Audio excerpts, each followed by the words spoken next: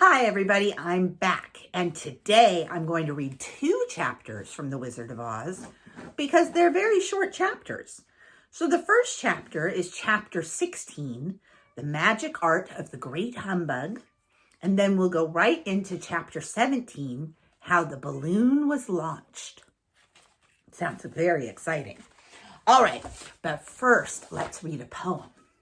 And today's poem is called Fences. Fences, fences, the world is full of fences, and some I like, and some I don't like, that keep me out. Now the kind that keep me out are the kind that make me pout. They're the kind that have no gate at all. They're the kind that go up too tall. Fences, fences, the world is full of fences, and some I like, yes, some I do like, the kind that keep me safe. Now the kind that keep me safe, you see, are the kind that keep wild beasts from me. They're the kind that help me stop my car so I never have to go too far. Fences, fences, the world is full of fences. From what I see, they're a help to me. And the ones I hate, I can tolerate. So fences, fences, the world must keep its many, many fences. Here's the picture of the girl walking on a fence. All right. Excuse me. I still have allergies a little bit today. Let's read chapter 16, The Magic Art of the Great Humbug. The next morning, the Scarecrow said to his friends, "Congratulate me. I am going to Oz to get my brains at last. When I return, I shall be as other men are." "I've always liked you as you are," said Dorothy simply. "It is kind of you to like a scarecrow," he replied, "but surely you will think more of me when you hear the splendid thoughts my new brain is going to turn out." And then he said goodbye to them all in a cheerful voice and went to the throne room where he rapped upon the door. "Come in," said Oz.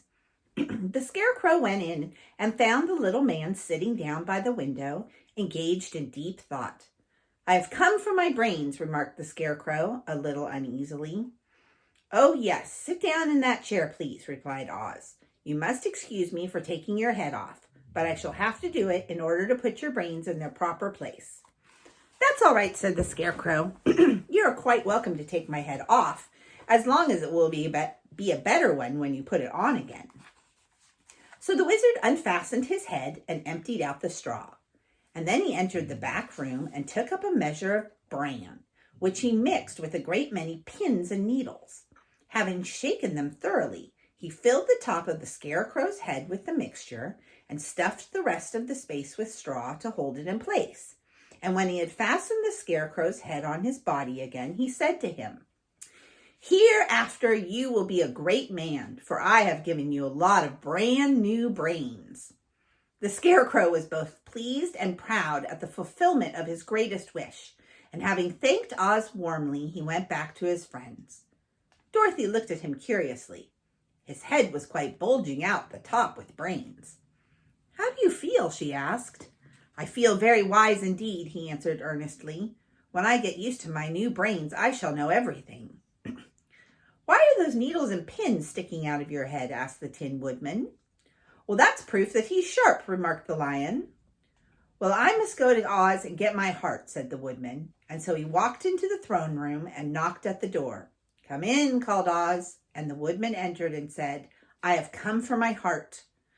"Very well," answered the little man, "but I shall have to cut a hole in your breast so I can put your heart in the right place. I hope it won't hurt you." "Oh, no," answered the Woodman, "I shall not feel it at all." So Oz bought a pair of tinner's shears and cut a small square hole in the left side of the Tin Woodman's breast. Then, going to a chest of drawers, he took out a pretty heart made entirely of silk and stuffed with sawdust. "Isn't it a beauty?" he asked. "It is indeed," replied the Woodman, who was greatly pleased. "But is it a kind heart?" "Oh, very," answered Oz, and he put the heart in the Tin Woodman's breast and then replaced the square of tin, soldering it neatly together where it had been cut. "There," said he, "now you have a heart that any man might be proud of." I'm sorry I had to put a patch on your breast, but it really couldn't be helped." "Never mind the patch," exclaimed the happy woodman. "I am very grateful to you, and I shall never forget your kindness." "Don't speak of it," replied Oz. Then the Tin Woodman went back to his friends, who wished him every joy on account of his good fortune. The Lion now walked into the throne room and knocked at the door. "Come in," said Oz. "I have come for my courage," announced the Lion, entering the room. "Very well," answered the little man. "I will get it for you." And he went to the cupboard and, reaching up to a high shelf, took down a square green bottle, the contents of which he poured into a green gold dish beautifully carved. Placing this before the Cowardly Lion, who sniffed at it as if he did not like it, the wizard said, "Drink." "What is it?" asked the Lion. "Well," answered Oz, "if it were inside of you, it would be courage. You know, of course, that courage is always inside one. So this really cannot be called courage until you have swallowed it. Therefore, I advise you to drink it as soon as possible." The Lion hesitated no longer, but drank till the dish was empty. "How do you feel now?" asked Oz. "Full of courage," replied the Lion, who went joyfully back to his friends to tell them of his good fortune. Oz, left to himself, smiled to think of his success in giving the Scarecrow and the Tin Woodman and the Lion exactly what they thought they wanted. "How can I help being a humbug," he said, "when all these people make me do simple things that everybody knows can't be done? It was easy to make the Scarecrow and the Lion and the Woodman happy, because they imagined I could do everything. I could do anything. But it will take more than imagination to carry Dorothy back to Kansas, and I'm sure I don't know how it can be done." That was the end of chapter 16, and this is chapter 17, How the Balloon Was Launched. For 3 days, Dorothy heard nothing from Oz. These were sad days for the little girl, although her friends were all quite happy and contented. The Scarecrow told them that there were wonderful thoughts in his head, but he would not say what they were because he knew no one could understand them but himself. When the Tin Woodman walked about, he felt his heart rattling around in his breast, and he told Dorothy he had discovered it to be kinder and more tender heart than the one he had owned when he was made out of flesh. The Lion declared he was afraid of nothing on earth and would gladly face an army of men or a dozen of the fierce Kalidas. Thus, each of the little party was satisfied except Dorothy, who longed more than ever to get back to Kansas. On the 4th day, to her great joy, Oz sent for her, and when she entered the throne room, he said pleasantly, "Sit down, my dear. I think I have found the way to get you out of this country." "And back to Kansas?" she asked eagerly. "Well, I'm not sure about Kansas," said Oz, "for I haven't the faintest notion which way it lies. But the first thing to do is to cross the desert, and then it should be easy to find your way home." "How can I cross the desert?" she inquired. "Well, I'll tell you what I think," said the little man. "You see, when I came to this country, it was in a balloon. You also came through the air, being carried by a cyclone. So I believe the best way to get across the desert will be through the air. Now, it is quite beyond my powers to make a cyclone, but I've been thinking the matter over, and I believe I can make a balloon." "How?" asked Dorothy. "A balloon," said Oz, "is made of silk, which is coated with glue to keep the gas in. I have plenty of silk in the palace, so it will be no trouble for us to make the balloon. But in all this country, there is no gas to fill the balloon with which to make it float." "If it won't float," remarked Dorothy, "it will be of no use to us." "True," answered Oz, "but there is another way to make it float, which is to fill it with hot air. Hot air isn't as good as gas, for if the air should get cold, the balloon would come down in the desert and we should get lost."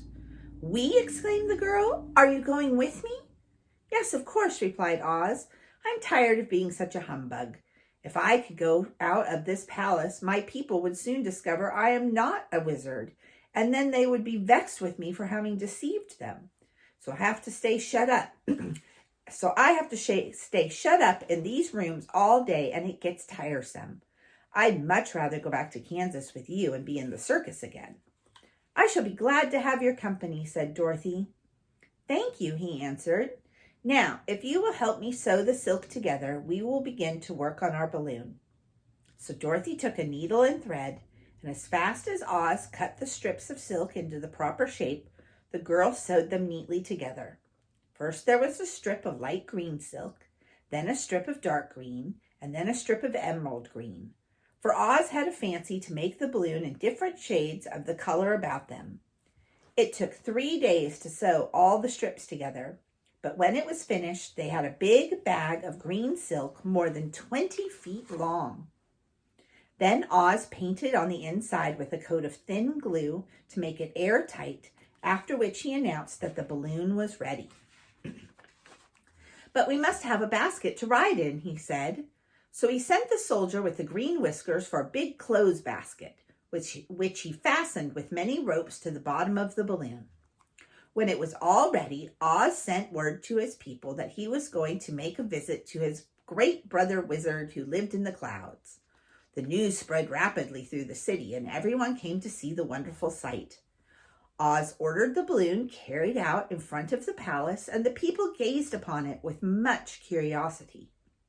The Tin Woodman had chopped a big pile of wood, and now he made a fire of it, and Oz held the bottom of the balloon over the fire so that the hot air that arose from it would be caught in the silken bag.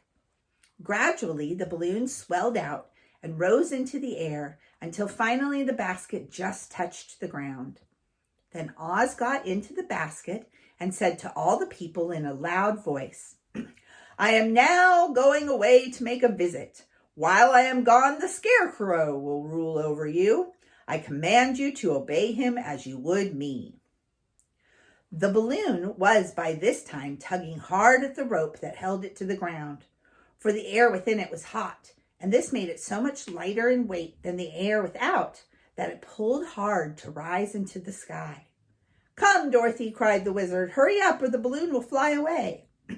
"I can't find Toto anywhere," replied Dorothy, who did not wish to leave her little dog behind.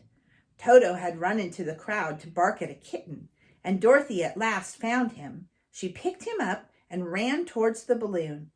She was within a few steps of it, and Oz was holding out his hands to help her into the basket when crack went the ropes, and the balloon rose into the air without her. "Come back," she screamed. "I want to go too." I can't come back, my dear," called Oz from the basket. "Goodbye."